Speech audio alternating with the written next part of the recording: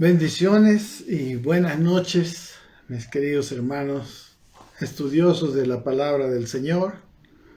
Hoy vamos a terminar, Dios mediante, el capítulo 5 de la carta del apóstol Pablo a los Gálatas, viendo específicamente acerca del fruto del Espíritu. Estos versículos que nos quedan son los siguientes. Dice el versículo 22: mas el fruto del Espíritu es amor, gozo, paz, paciencia, benignidad, bondad, fe, mansedumbre, templanza. Contra tales cosas no hay ley. Pero los que son de Cristo han crucificado la carne con sus pasiones y deseos. Si vivimos por el Espíritu, andemos también por el Espíritu. No nos hagamos vanagloriosos, irritándonos unos a otros y envidiándonos unos a otros. Muy bien, son pocos versículos, pero tienen gran contenido que esperamos ampliar también con otros pasajes de la Escritura. La palabra importante en este pasaje es la palabra fruto, ¿no? La palabra fruto en el idioma original es la palabra karpos, el fruto del Espíritu. Y muy interesantemente, leyendo el diccionario, ¿no? Griego-español, Bain, dice lo siguiente: fruto, que es la palabra karpos, dice, se usa del fruto de los árboles, de los campos, de la tierra, de aquello que es producido por la energía inherente de un organismo vivo, ¿no? Me parece que esta parte es muy revelador en cuanto a lo que estamos viendo, ¿no? Aquello que es producido por la energía inherente de un organismo vivo. Y luego dice, metafóricamente, dice, de las obras o actos, siendo el fruto la expresión visible del poder que obra interna e invisiblemente. La expresión visible del poder que obra interna e invisiblemente, siendo el carácter del fruto evidencia del carácter del poder que lo produce. Es muy interesante, me encanta esta definición y toma como referencia Mateo 7:16, ¿verdad? Que por el fruto se conoce el árbol. Bien, mis hermanos, dice aquí, ¿verdad?, que el fruto del Espíritu es amor, gozo, paz, paciencia, benignidad, bondad, fe.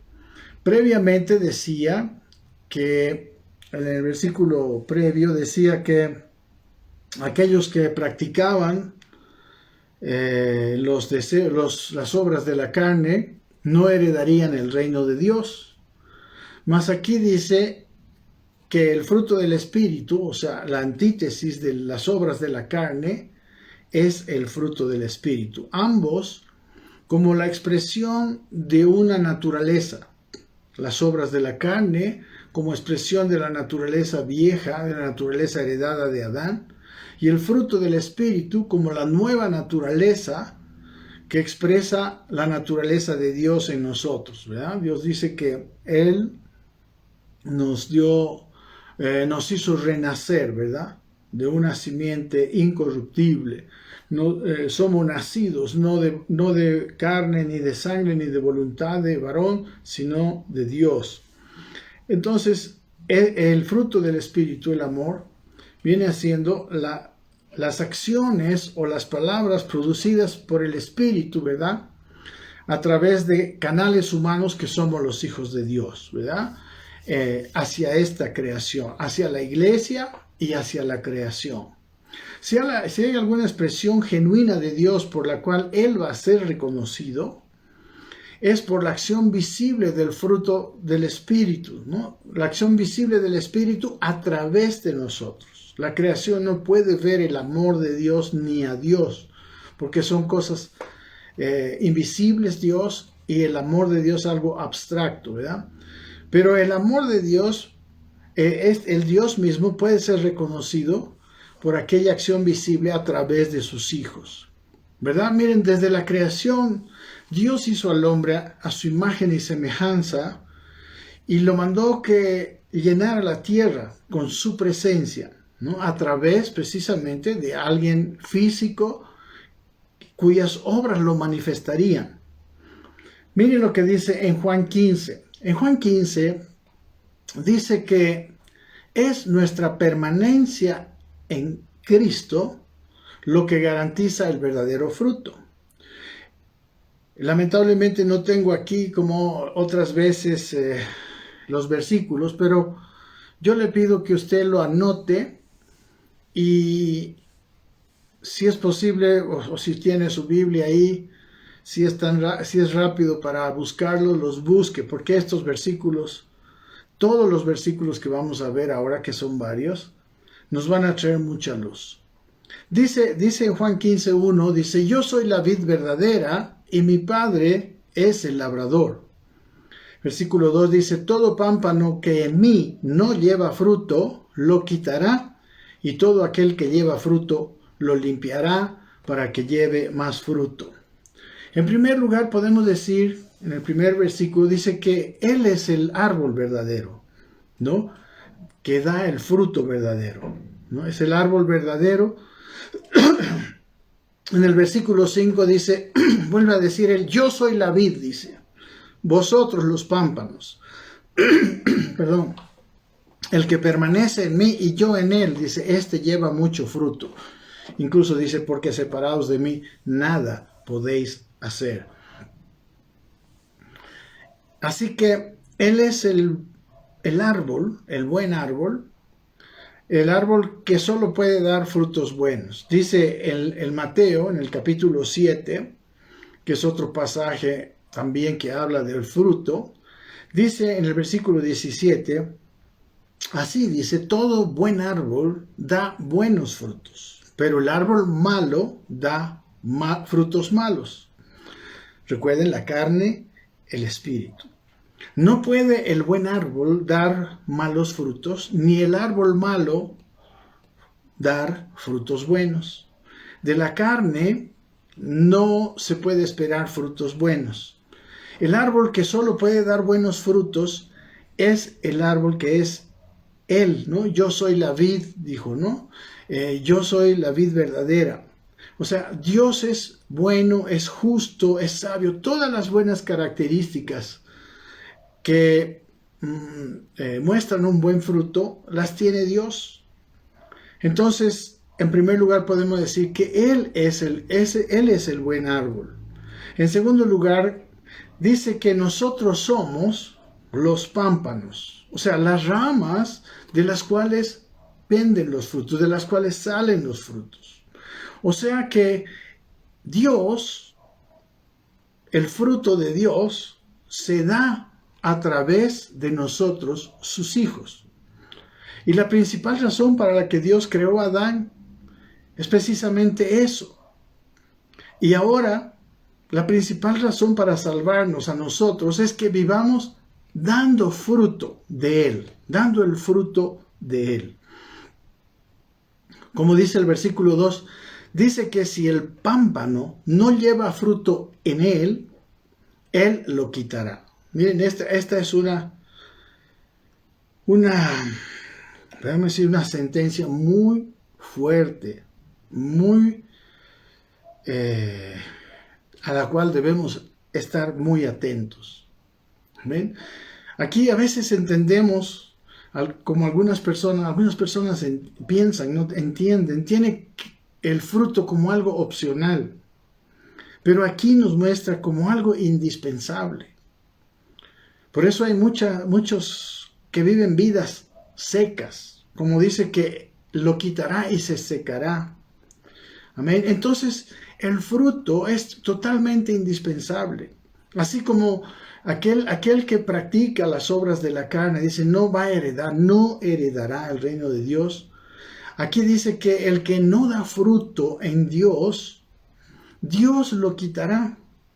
Amén. Serán O sea, el problema no solamente es que no darán frutos, sino que van a ser quitados. Ahora dice el versículo 2, que los que empiezan a llevar fruto, los que dan fruto, más bien van a ser limpiados, van a ser podados para llevar más fruto. ¿Cómo son limpiados? El versículo 3 de Juan 15, estamos apoyándonos en Juan 15, dice el versículo 3, ya vosotros estáis limpios por la palabra que os he hablado. Y está en el mismo contexto. Entonces, una cosa que limpia al pámpano, limpia al ser humano para fructificar es la palabra que nos ha hablado. Por la palabra que Jesucristo había dicho a sus discípulos, dice que esa palabra les había limpiado. Ellos ya estaban limpios. O sea, la limpieza parece ser que es el que la mente se acomode y se ponga en armonía con el Espíritu. Por eso en Romanos 12:2 dice que nosotros necesitamos ser transformados, que seamos transformados por medio de la renovación de la mente. Entonces, cuando nosotros, en primer lugar, permanecemos en Él, y en segundo lugar, somos limpiados, ¿no?, por la palabra de Jesús, de Cristo, nosotros daremos más fruto. Y dice el versículo 4 de aquí, del capítulo 15 de Juan, dice, permaneced en mí y yo en vosotros. Dice, como el pámpano no puede llevar fruto por sí mismo si no permanece en la vid, dice, así tampoco vosotros si no permanecéis en mí. Aquí nos está mostrando la llave para llevar fruto. La llave para llevar fruto es permanecer en Él. ¿Por qué? Porque no hay nada en nosotros por sí mismo que pueda llevar fruto para Dios. Nada que venga de nosotros puede llevar frutos. Recuerden, el árbol bueno no puede dar frutos malos, pero el árbol malo no puede dar frutos buenos. O sea que es indispensable una vida en Él. Y no solamente, una vida en Él, no solamente entrar ocasionalmente a vivir en Él, sino una vida completa en Él, una permanencia en Él. La permanencia en Cristo garantiza que llevemos fruto y Él nos limpiará, y la limpieza de nuestra vida. Miren, Pablo en este mismo libro que escribió en la misma carta a los Gálatas, dice lo siguiente en Gálatas 2:20, dice, con Cristo estoy juntamente crucificado. Y dice, y ya no vivo yo, o sea, ya no tengo, de mí ya no hay fruto, mas vive Cristo en mí. Y lo que ahora vivo en la carne, dice, lo vivo en la fe del Hijo de Dios, el cual me amó y se entregó a sí mismo por mí. Es tremendo que Pablo había crucificado a su yo para que su yo ya no viviera, no sea las acciones y las palabras que él tuviera no fueran la expresión de ese yo. Ese yo lo tenía crucificado y más bien le daba vida, más vive, dice, Cristo en mí. ¿Y cómo es que Cristo vivía en él? Dice, lo que ahora vivo en esta tierra, en este tiempo, lo vivo en la fe del Hijo de Dios. O sea, la fe es aquella que nos mantiene en Dios, nos mantiene en Cristo y nos permite a nosotros vivir dando el fruto del Espíritu. Amén. Él dice que su yo había sido juntamente con Cristo crucificado. Su yo había sido muerto, ¿no? Él estaba negándole la expresión a su yo. Y dice, como vimos el domingo pasado, estos versículos de Hebreos 4:10, su yo había quedado en reposo. Dice el capítulo 4 de Hebreos, versículo 10. Por favor, anótelo. A mí me gustaría tener el apoyo de las diapositivas, pero por este día no va a ser posible. Dice en Hebreos 4:10 que el que ha entrado en su reposo, dice, ha reposado de sus obras como Dios de las suyas. En el Antiguo Testamento, los hombres querían entrar en el reposo. El reposo es otra palabra para describir la tierra prometida. Y dice que ahora también hay un reposo, como vamos a ver más adelante. Pero aquí dice que el que ha entrado en su reposo ha reposado de sus obras, o sea, las obras de su yo. Como Dios un día en la creación, en el día séptimo, reposó de sus obras y le dejó a Adán el resto de las obras para llenar la tierra con su presencia. En este capítulo 4 de Hebreos, el apóstol, el escritor de los Hebreos, dice lo siguiente: temamos, pues, dice, no sea que permaneciendo aún la promesa de entrar en su reposo, alguno de vosotros parezca no haberlo alcanzado. O sea, está la promesa. Es una promesa de Dios, pero podemos no haber alcanzado esa promesa. El versículo 3 dice que los que hemos creído entramos en el reposo. Igual que vemos en Gálatas 2:20, que Pablo vivió, ¿no? Permitió vivir a Cristo en él por medio de la fe, y en el capítulo 4 de Hebreos dice lo mismo: los que hemos creído entramos en el reposo. Porque el que ha entrado en su reposo, ¿qué pasa? Ha reposado de sus obras como Dios de las suyas. ¿Para qué? Para que las obras de Cristo sean manifiestas. El versículo 11 nos dice: procuremos pues entrar en aquel reposo para que ninguno caiga en semejante ejemplo de desobediencia, como pasó con el pueblo de Israel. Entonces a ellos le faltó la fe, y la falta de fe les hizo desobedecer. Hermanos, obediencia en el Espíritu, ¿sabe? No es una negación penosa, sufriente. Negarle la expresión a la carne, sé que es un trabajo, sé que requiere de una decisión, pero la obediencia en espíritu es un gozo para las personas que están en el Espíritu. Como el rey David decía en el Salmo 48, para que lo anote, decía: el hacer tu voluntad, Dios mío, decía, me ha agradado, y tu ley está en medio de mi corazón. Su ley está en medio de mi corazón, decía el salmista David, y el hacer tu voluntad es para mí un agrado.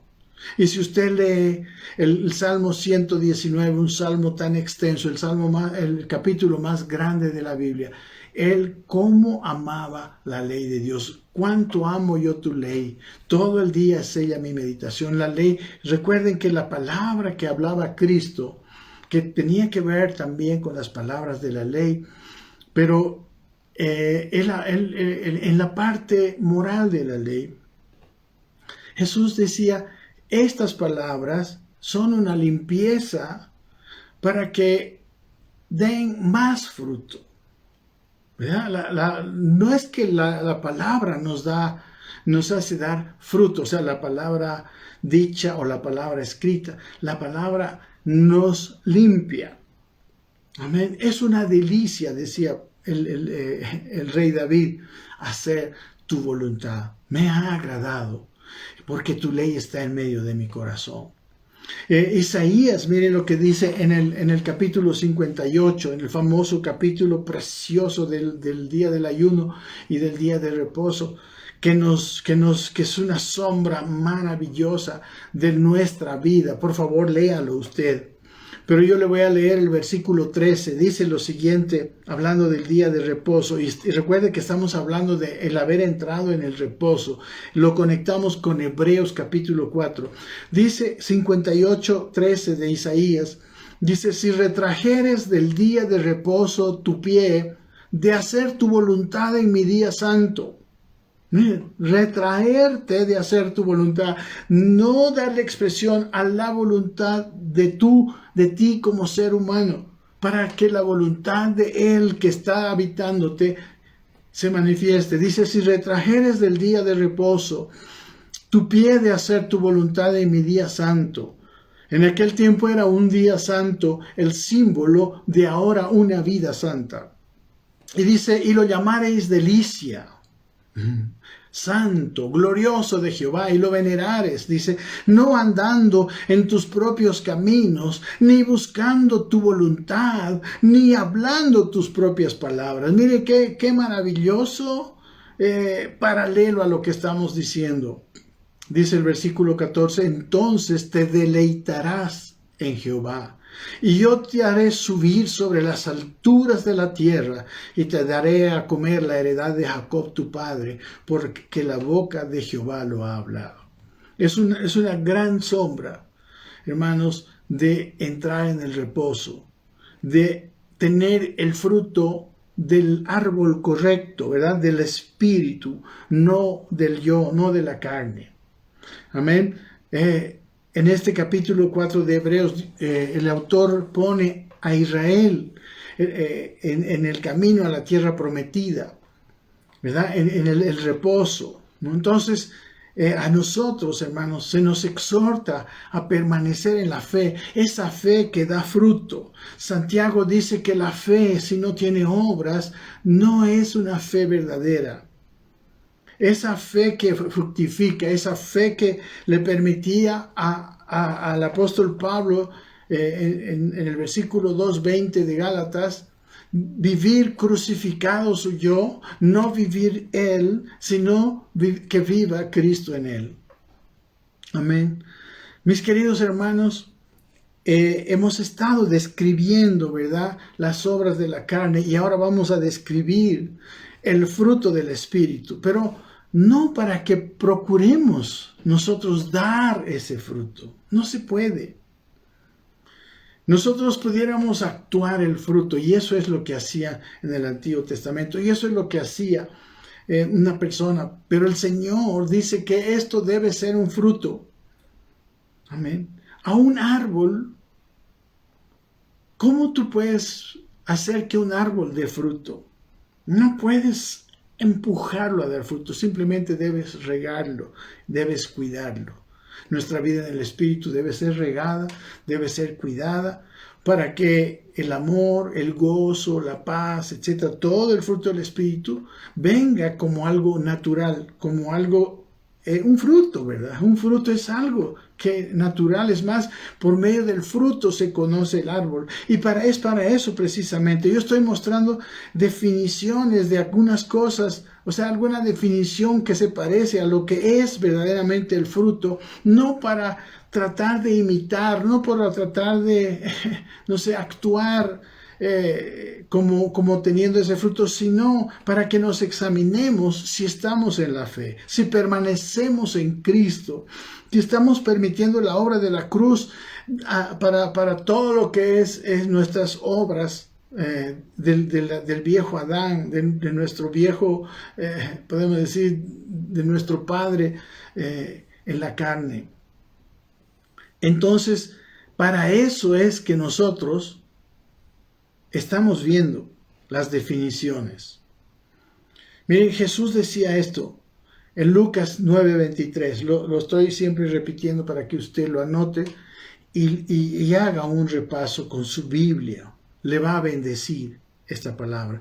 Dice, Jesús decía a todos, si alguno quiere venir en pos de mí, dice, niéguese a sí mismo, o sea, niegue la expresión de su yo, tome su cruz cada día y síganme. O sea, ese tomar su cruz debería ser cada día.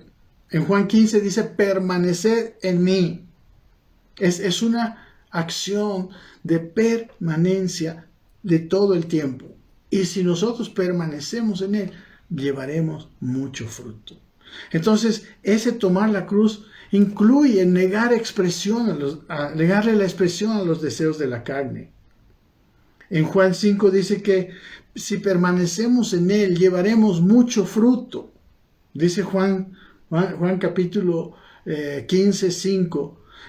Y dice que si no permanecemos en Él, o sea, que si a veces estamos, a veces no estamos, dice, separados de mí, dice el Señor, nada podemos hacer. ¿Qué incluye ese nada? Porque no está hablando de quedar paralizados, ¿verdad? No es ningún fruto para Dios. Ningún fruto para Dios puede venir de nosotros mismos. Todo fruto para Dios proviene de Dios mismo. Es un fruto de su propia naturaleza en nosotros.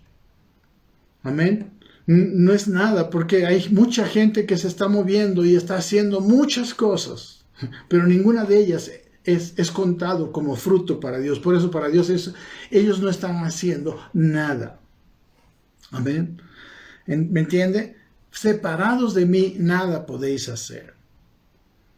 Como es todo muerto, ¿verdad? Amén. Nosotros somos los pámpanos, nosotros somos la rama. Pero esa rama, si no permanece en la vid, está apartada de la vid, si no permanecemos en Cristo. Esto es para mí algo que nos debe llevar a una verdadera decisión. Dice ahí que es cortada y es echada en el fuego y arden. En los versículos previos dice que el que practica las obras de la carne, las obras del yo, no podrá entrar en el reino de Dios. En Mateo capítulo 7, que también se habla del fruto, miren, vamos a leer, usted tome su Biblia en capítulo 7, versículo 19. Dice, todo árbol que no da buen fruto es cortado y echado en el fuego. Está en consonancia a todo lo que estamos diciendo en Juan 15. Y lo que está diciendo también el apóstol Pablo aquí. Dice en el versículo 20, así que por sus frutos lo conoceréis. ¿No? Porque hemos leído que por sus frutos se conoce el árbol. Y que si hay un fruto bueno, no puede ser el árbol malo. Y viceversa.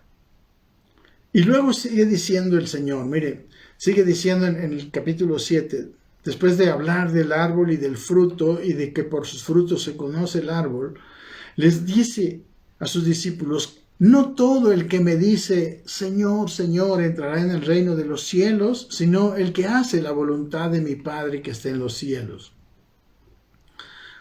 Muchos me dirán en aquel día, dice, Señor, Señor, ¿no profetizamos en tu nombre?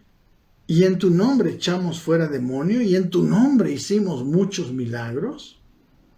Dice, y entonces les declararé, dice, nunca os conocí, apartaos de mí, hacedores de maldad.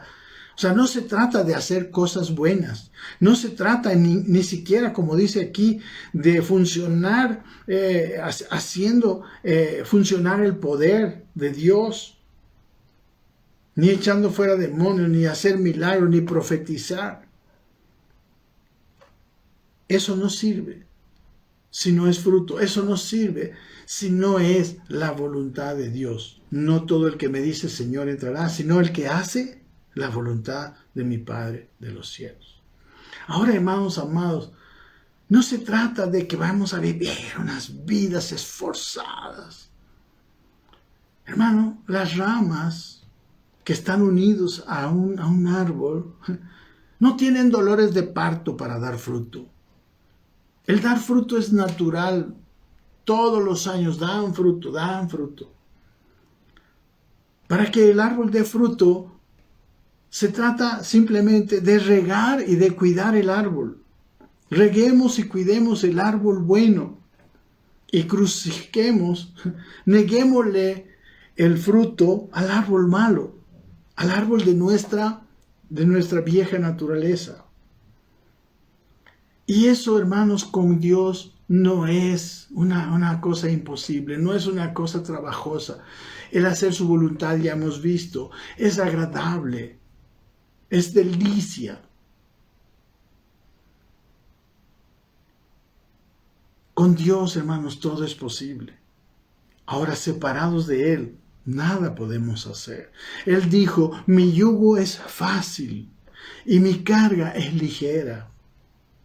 Hermano, la gente y muchos hermanos han tenido un falso mensaje de la religión, como que el sufrimiento fuera una virtud, que el sufrimiento en sí mismo agradara a Dios. No es así. Dios es Padre, así muchos de ustedes son padres. Van a saber que a Dios más bien el disciplinar le duele, así como a los padres les duele la disciplina por desobediencia. Hermano, muchas veces a Él le duele, ni siquiera Él nos disciplina. Cuando nosotros por desobediencia nos herimos, le duele como a un padre cuando el hijo se golpea.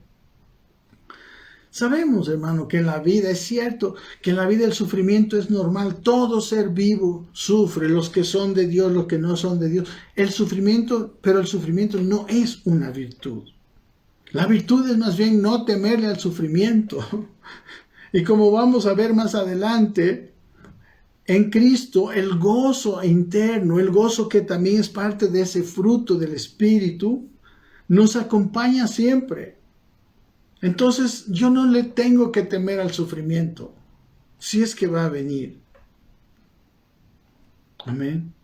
Así que como no hay gozo interno, hermanos, en algunas personas que no tienen el fruto del Espíritu,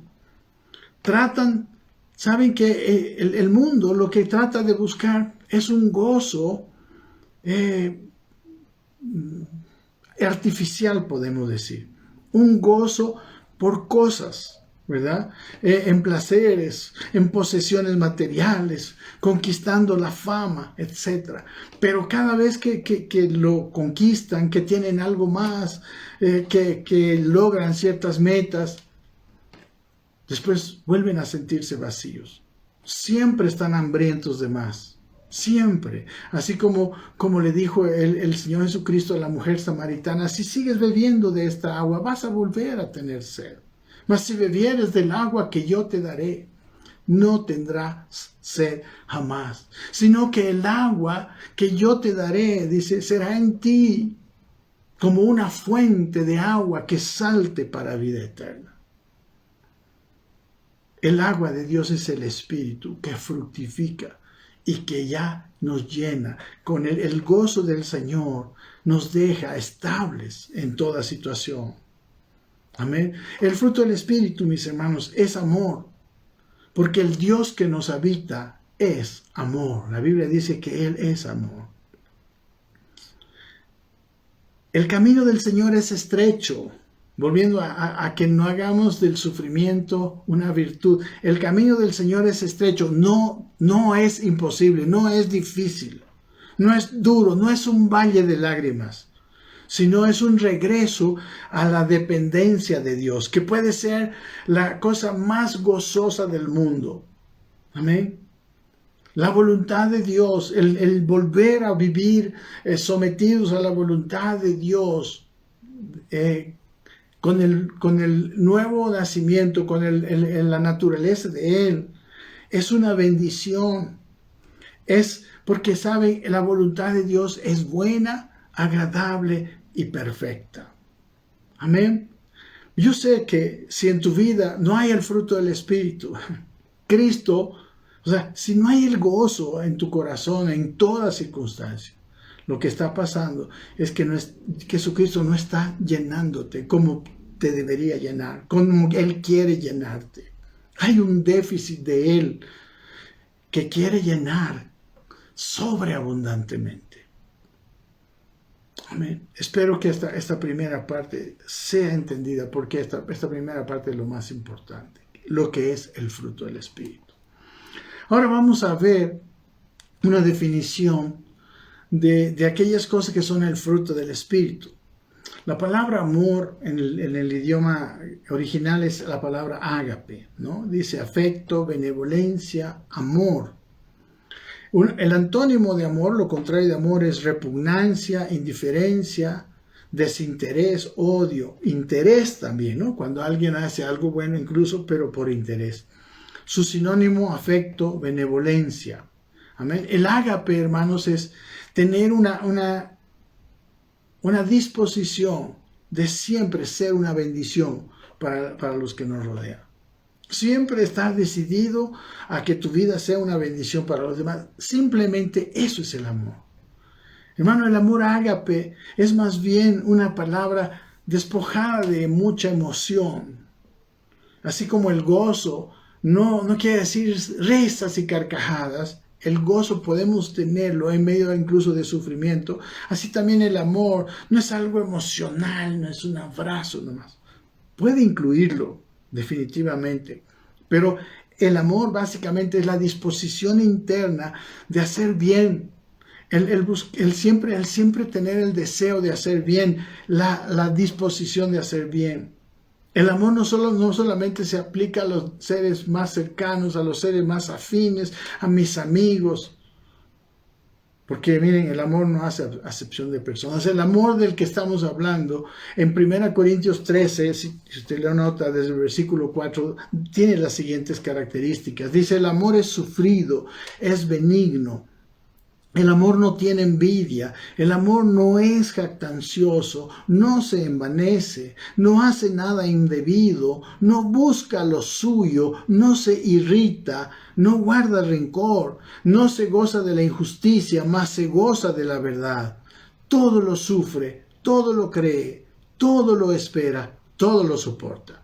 Imposible que el ser humano produzca esta clase de amor. Solamente la llenura y la presencia de Dios, por eso dice, es fruto del árbol bueno de Cristo en nosotros. Amén. Solo si proviene de Dios es de esta manera. Amén. Este amor que a veces yo lo vivo, lo siento, manifiesta mi crecimiento en Cristo. Manifiesta mi madurez. Dice en 1 Corintios 13, en el versículo 11, dice, cuando yo era niño, hablaba como niño, pensaba como niño, juzgaba como niño, mas cuando ya fui hombre, dejé lo que era de niño. La vida egoísta en Cristo nos habla de una niñez espiritual. Como hemos dicho, la vida de niñez espiritual es una vida sin herencia, y es probable que haya frutos de la carne manifestándose ahí. Amén. Este amor de Dios es aquel que le da sentido a toda buena acción. Toda buena acción, si no es hecha por este amor, si no tiene esa procedencia de Dios, de que es amor que está en nosotros, no sirve. Dice en los primeros versículos de 1 Corintios 13, versículo 1, 2 y 3, dice, si yo hablase lenguas humanas y angélicas y no tengo amor, vengo a ser como metal que resuena o címbalo que retiñe. Y si tuviese profecía y entendiese todos los misterios y toda ciencia, y si tuviese toda la fe de tal manera que trasladase los montes y no tengo amor, nada soy. Y si repartiese todos mis bienes para dar de comer a los pobres y entregase mi cuerpo para ser quemado y no tengo amor, de nada me sirve. Es definitivamente una obra producto, es un fruto del Espíritu Santo. Vamos con la segunda palabra, es gozo. Gozo es la palabra hará, que quiere decir deleite, calmo, alegría, gozo, gozoso. Su antónimo, lo contrario, para poder definirlo bien, es pesar, tristeza, amargura, disgusto, sufrimiento, aburrimiento. Todo eso es lo contrario de gozo, ¿no? Esa persona así. Y sus sinónimos son deleite, contentamiento, satisfacción. Hermanos, el gozo es una condición que jamás debe dejar nuestro corazón, que jamás debe irse de nuestro corazón, aún en las peores situaciones y obviamente en las mejores. Yo creo que el problema de las personas que conquistan los logros, que quieren gozarse en esas cosas, es que gozan externamente, pero este gozo, fruto del Espíritu, no está. Y su gozo nunca es completo. Pablo, por ejemplo, la carta que escribe desde la cárcel en Roma, la carta a los Filipenses, es una carta que destila gozo, ¿no? El Evangelio del gozo le llaman. Y le voy a leer varios varios versículos, en todos ellos él habla de gozo y les anima y les dice que deban estar con gozo. Dice el versículo Filipenses 1:4, dice: siempre en todas mis oraciones rogando con gozo por todos vosotros. Oraba y había gozo. El versículo 1:18 de Filipenses dice: ¿qué pues? Que no obstante, de todas maneras, o por pretexto o por verdad, Cristo es anunciado, y en esto me gozo y me gozaré aún, ¿verdad? Porque había personas que predicaban a Cristo por otras razones, pero él decía: bueno, yo me gozo de todas maneras, yo no soy quien para juzgarles. Versículo 25 dice: y confiado en esto, les dice: sé que quedaré y que aún permaneceré con todos vosotros para vuestro provecho y gozo de la fe. Él también era una persona que traía gozo. En Filipenses 2:2 les dice a estas dos mujeres que estaban encontradas, dice: completad mi gozo. Y habla a los filipenses en general también. Dice: sintiendo lo mismo, teniendo el mismo amor, unánimes, sintiendo una misma cosa. Para Pablo, la unidad de los creyentes era un motivo de mucho gozo. Y aún dice en el versículo 2:17: aunque sea derramado en libación sobre el sacrificio y servicio de vuestra fe, me gozo y regocijo con todos vosotros. Aunque él pensaba que probablemente podía ser sacrificado, lo iba a pasar con gozo. No se puede entender por qué los cristianos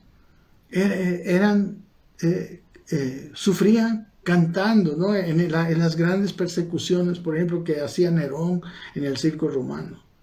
Y en el capítulo 4, versículo 4 nos dice algo, un mandamiento, que es un mandamiento que no se puede cumplir externamente, sino que tenemos que estar fuertes adentro para cumplirlo. Dijo: regocijaos en el Señor siempre. Otra vez digo, regocijaos. Y él mismo, en el versículo 11 del capítulo 4 al 13, dice: no lo digo porque tenga escasez, pues he aprendido, dice, a contentarme cualquiera sea mi situación. Sé vivir humildemente y sé tener abundancia. Con todo y por todo estoy enseñado, así para estar saciado como para tener hambre, así para tener abundancia como para padecer necesidad. Todo lo puedo en Cristo que me fortalece. El gozo nos trae una gran estabilidad. Por eso el gozo debe estar siempre, como dice aquí. En la segunda de Corintios, el apóstol Pablo 6:10 dice que ellos, los apóstoles, dice, estaban como entristecidos, y dice, más siempre gozosos. En la primera de Tesalonicenses 5:16, si está notando, dice: está siempre gozosos. Entonces el gozo interno es ese gozo, ese deleite interior, que no es risa, que no es fabricado como algunos, ¿verdad? Que no viene de un humorista que me hace reír, sino que está cuando está el humorista, y cuando no lo está, ese gozo interno que es fruto, ese no debería dejarnos nunca. Ahora el otro es paz. La paz es la palabra en el idioma griego, la palabra eirene. Dice, viene de un verbo primario, eiro, que quiere decir unir, y quiere decir paz, ¿no? Y por implicación dice prosperidad. ¿Qué es el antónimo, el contrario de paz? Intranquilidad, temor, enemistad, desasosiego. El que tiene paz no está intranquilo, no está temeroso, no tiene enemistad, no tiene desasosiego, ¿no? Porque sus sinónimos precisamente son tranquilidad, sosiego, armonía, calma, reposo, quietud. Esa también es otra condición, que es fruto de la presencia y de la llenura del Espíritu en nosotros. Esta paz, que es fruto del Espíritu, no es un fruto de las circunstancias. Está aún en malas circunstancias, y nos fortalece para poder sobrellevarlos.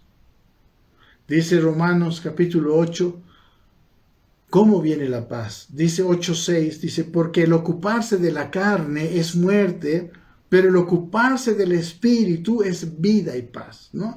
el cuidar la planta, ¿verdad? La nueva naturaleza, el decidir vivir como una expresión de esa nueva naturaleza, dice, vida y paz. Amén. Romanos 14:7 dice que el reino de Dios no es comida ni bebida, sino justicia, paz y gozo en el Espíritu Santo. Estos elementos son mutuamente dependientes, junto con el Espíritu Santo. Están siempre unidos, siempre están ahí. La vida, la justicia, la paz y el gozo. Amén. Dice en Filipenses 4:7 que la paz de Dios, que sobrepasa todo entendimiento, guardará vuestros corazones y vuestros pensamientos en Cristo Jesús. La paz de Dios es una protección de nuestros corazones. Amén. Y de nuestros pensamientos. Teniendo la paz de Dios, nosotros podemos ser buenos guardadores del corazón. Como dice Proverbios, sobre toda cosa guardada, guarda tu corazón. Que no se vaya la paz de Dios como fruto. Colosenses 3:15 dice que la paz de Dios gobierne vuestros corazones, a la que asimismo fuiste llamado. La paz de Dios nos permite tener esa quietud que nos ayuda a escuchar a Dios y ser gobernados por Dios. Es un requisito indispensable del gobierno de Dios en nuestras palabras y en nuestras decisiones. Por eso dice a los Efesios 4:3, dice que debemos ser solícitos en guardar la unidad del Espíritu en el vínculo de la paz. La paz también es externa. La paz interna nos produce un vínculo de paz con los demás. Hebreos 12:14 dice, seguid la paz con todos y la santidad sin la cual nadie verá al Señor. En Romanos 12:18 dice, si es posible, en cuanto dependa de vosotros, estad en paz con todos los hombres. Esa paz externa que hablan estos 3 versículos son fruto de la paz interna. La paz debe buscarse también con otros. Ahora, el siguiente versículo, la siguiente característica es paciencia, que es la palabra macrotsumia, que quiere decir longanimidad, soporte, aguante, ¿no? Su antónimo es desasosiego, intranquilidad, cólera, impaciencia, ¿no? Lo contrario de paciencia es impaciencia. Los sinónimos son longanimidad, soporte, aguante gozoso, comprensión, clemencia, entereza, tolerancia, apacibilidad. Amén. Es la paciencia, esa longanimidad, ese ánimo paciente, con una paciencia gozosa. Lo contrario del ánimo impaciente. Hablando de Abraham en Hebreos 6:15 dice que él, esperando con paciencia, alcanzó la promesa. Dios le había prometido en el versículo anterior, le dijo, de cierto te bendeciré con abundancia y te multiplicaré grandemente. Y él supo esperar. La paciencia nos ayuda a esperar las promesas de Dios y alcanzarlas. Santiago 5:7 dice, tened paciencia hasta la venida del Señor, mirar cómo el labrador espera el precioso fruto de la tierra, aguardando con paciencia hasta que reciba la lluvia temprana y la tardía. Amén. Es lo contrario de impaciencia. Habla de saber esperar en Dios. Es la cualidad de no desesperar, sino de saber que Dios siempre llega a tiempo. La otra es benignidad, que es la palabra krestotes en el idioma griego. Quiere decir utilidad, ser una persona útil. Y también quiere decir excelencia moral, ¿no? En carácter o en presencia. Es benignidad, bondad, bueno, son algunos de sus sinónimos. El antónimo es malignidad, maldad, rigidez, intolerancia, estrictez. Una persona estricta, intolerante, rígida. Es una persona contraria a una persona benigna. En benignidad, los sinónimos, dice el diccionario, excelencia de carácter, utilidad, delicadeza, dulzura, docilidad, generosidad. Esta palabra benignidad está en Mateo 11:30, cuando Jesús dice, porque mi yugo es fácil. La palabra fácil es la palabra Christotes. Mi yugo es benigno y es ligera mi carga. Dios mismo es benevolente. Y dice que Él está esperando pacientemente. Por eso no viene, ¿no? el juicio sobre la gente. Dice que su benignidad nos guía al arrepentimiento. El siguiente, bondad. La palabra bondad es agatosune, que quiere decir bondad, beneficencia, virtud. Su antónimo, maldad, perversidad, ¿no? El que no es bondadoso es malo, es perverso. El sinónimo de bondad, afabilidad, amabilidad, cordialidad, generosidad, magnanimidad, sensibilidad, apacibilidad, suavidad, ternura, dulzura. Eso es una persona bondadosa. En Efesios 5:9 dice que el fruto del Espíritu es en toda bondad, justicia y verdad. El siguiente fruto es fe, pistis, ¿no? Dice el idioma griego, pistis, persuasión, credibilidad, moralmente la convicción. Específicamente dice confianza en Cristo, ¿no? Sus sinónimos son fidelidad, fe, fiel, gracia, dice. El antónimo, el contrario, incredulidad, duda, inseguridad, temor, apostasía. El sinónimo creencia, esperanza, certidumbre, fidelidad, convicción, crédito. Amén. Hay que diferenciar, sí, entre el don de la fe, que es la capacidad de creer en momentos donde Dios quiere hacer algo, que es una cosa que viene como un regalo, y la fe como fruto. La fe, hermanos, esta fe como fruto nos hace creíbles. Habla de credibilidad, habla de ser confiable, habla que lo que decimos debe ser digno de confianza.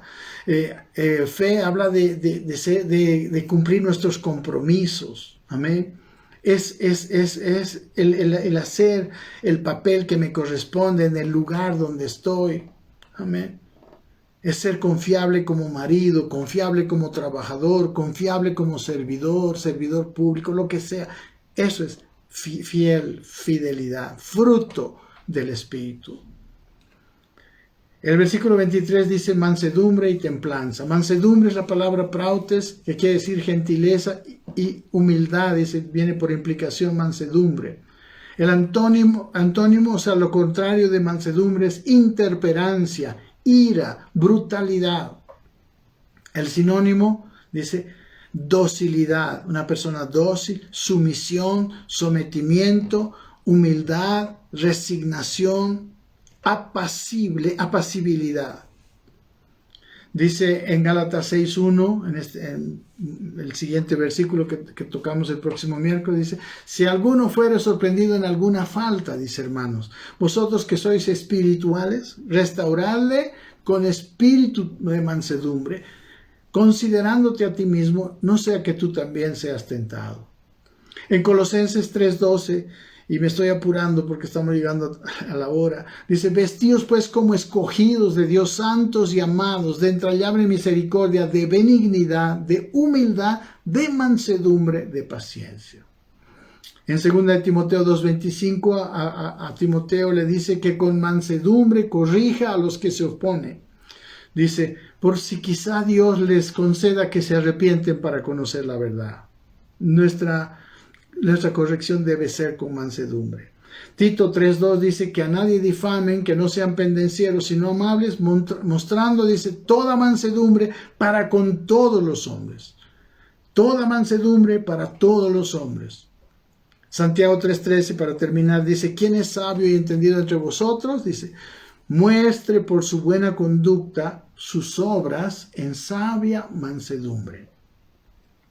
El último, templanza. La palabra enkrateia, que tiene que ver con kratos, que quiere decir fuerza, y quiere decir dominio propio, continencia, templanza, dice.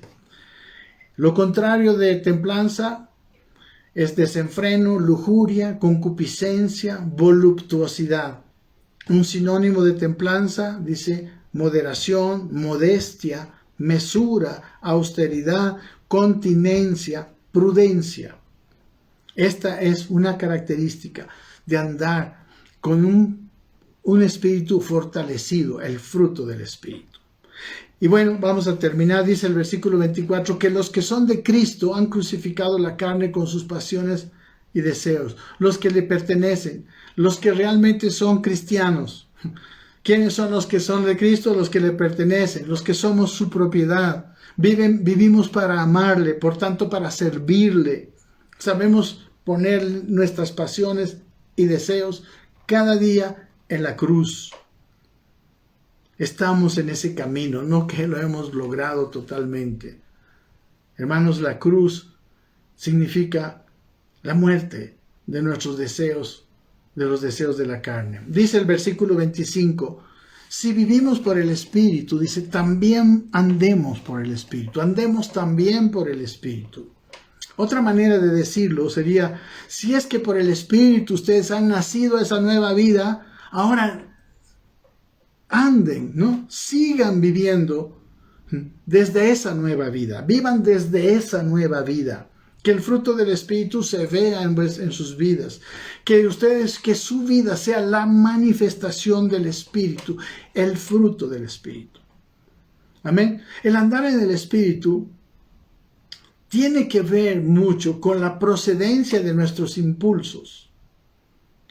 Hay dos fuentes, como hemos dicho, la carne o el Espíritu.